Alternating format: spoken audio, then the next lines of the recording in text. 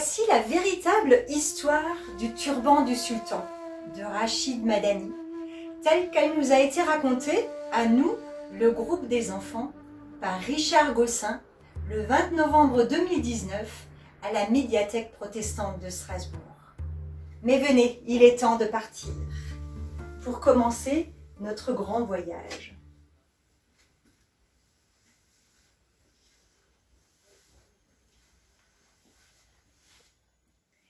Comme je vous l'annonçais, mon voyage commence là-bas, tout au sud de la Terre, au Sahara, ce pays que l'on appelle le pays de la soif et de l'ombre rare.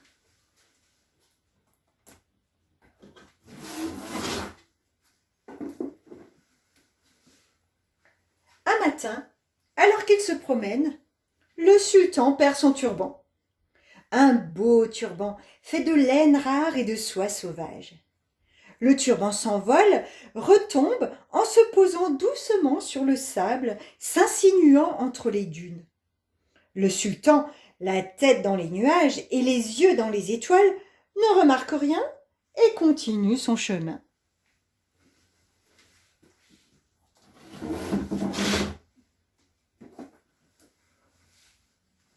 Dans ce désert si chaud, une gazelle est attirée par ce ruban bleu. Est-ce un peu d'eau ou un peu d'ombre pour se rafraîchir? Est-ce un mirage ou un miracle? Dit-elle en secouant le sable de ses oreilles. La gazelle a si chaud. Sans hésiter, elle entre sous le turban. Ô Seigneur des animaux des sables! Ah, il fait si bon! Si ce turban appartient au sultan, il ne peut rien m'arriver.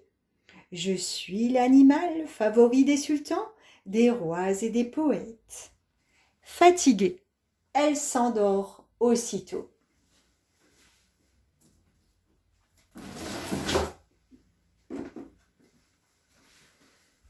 Peu après, arrive un scorpion.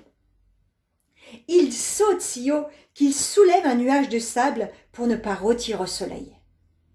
Il s'arrête devant le turban. « Quelle fraîcheur !» pense-t-il en humant l'air si doux.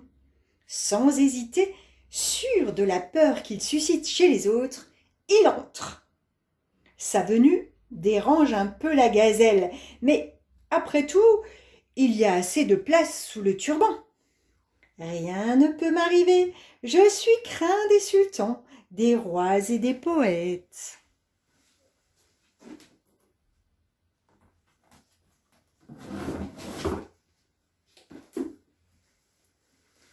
Le soleil étale ses rayons sur les dunes. Il fait de plus en plus chaud.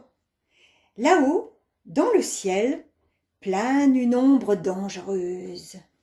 Un faucon se pose juste à côté du turban. Il regarde, inspecte, puis entre.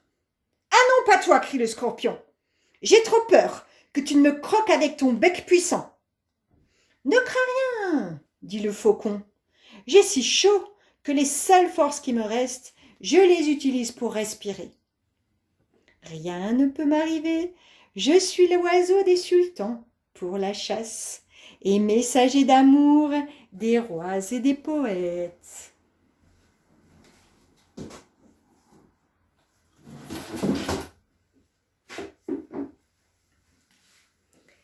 Voilà que, sans prévenir, le turban se soulève. C'est une tortue qui entre sans se soucier des autres. Nom d'un palmier, quelle douce ambiance!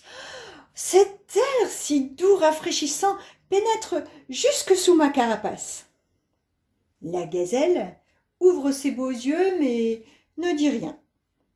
Le scorpion étale ses pinces pour occuper un peu plus de place. Le faucon déploie ses ailes. Bon, la tortue se dit, puisque c'est ainsi, elle est la bienvenue. Comme je fais partie des merveilles, des sables du Sahara, les sultans, les rois et les poètes ne me chassent pas. Qui est est-ce donc avec ses grandes oreilles? Vous devinez? Un fennec. Un fennec exténué, ruisselant de sueur. Il se glisse sous le turban. Le premier qui ose dire quelque chose, je le mords. Je suis le roi des sables. La venue du fennec, très mal élevé, n'est pas du tout appréciée par la majorité. Mais on ne peut pas refuser l'hospitalité au Sahara. Rien ne peut m'arriver, les sultans, les rois et les poètes admirent mon pelage et mes ruses, dit le fennec.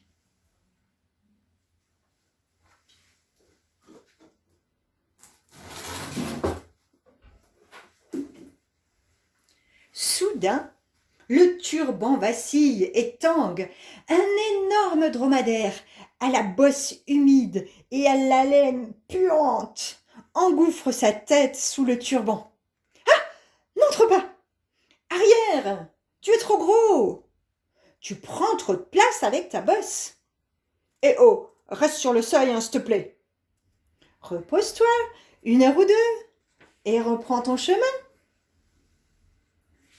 Le dromadaire, nullement perturbé par ces cris, dilate ses narines pour humer l'air frais et entre en déchirant un peu l'étoffe de laine rare et de soie sauvage. Il y a toujours de la place pour moi.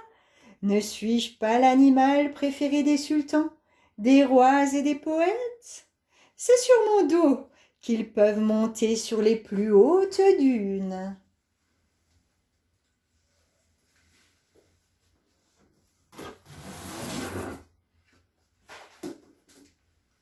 Alors là, non. Ah non, pas du tout. Ça, c'est une erreur.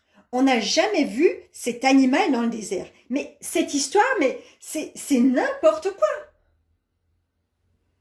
Perdu, essoufflé, hagard, intrus dans ce pays de dunes, le zèbre entre timidement sous le turban. « Excusez-moi, puis-je me reposer un peu?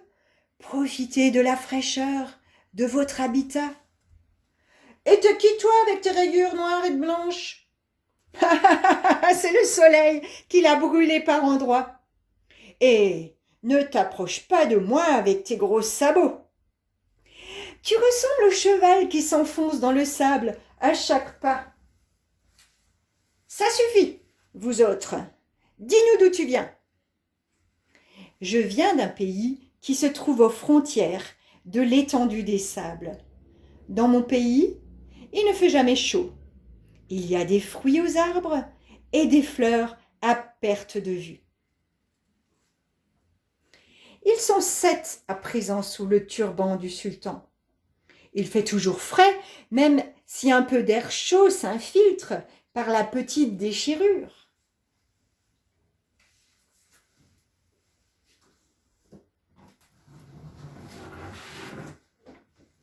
Soudain, le sol s'agite. D'un petit tas de sable, un minuscule scarabée sort sa tête. Il est émerveillé par le décor et la fraîcheur du lieu. Heureux, il chante. « Ah, qu'il fait bon vivre au Sahara! La la la la la la la la. » Ils sont 8 maintenant. Cette fois, on ferme l'entrée, il n'y a plus de place.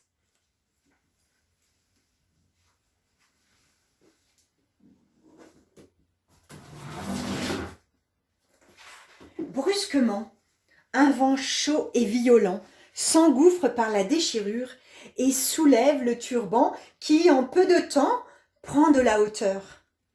Tel un tapis volant, il plane au-dessus des sables, au-dessus des oasis, au-dessus des palmiers, au-dessus des dunes immenses.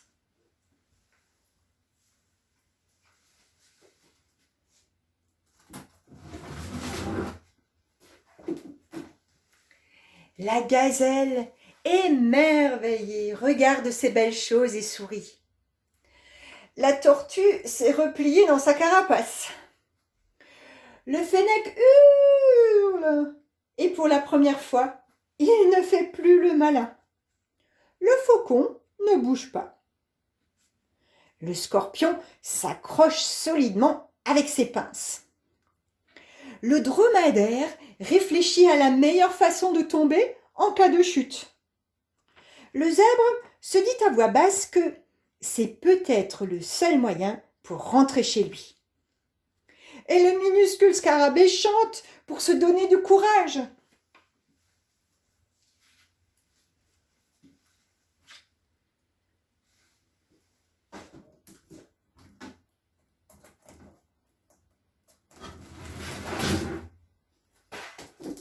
Le turban vole au-dessus du pays des sables et finit par se poser doucement au milieu d'un merveilleux jardin, avec des fleurs, des fruits rares, de l'eau.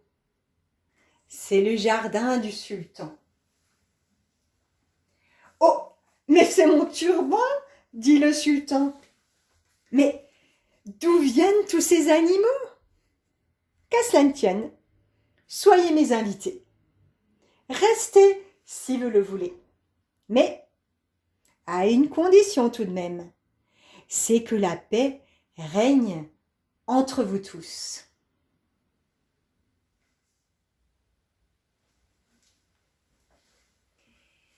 Je vous laisse la liberté de croire ou non à mon histoire, mais tout de même, je me demande si un tel endroit existe vraiment.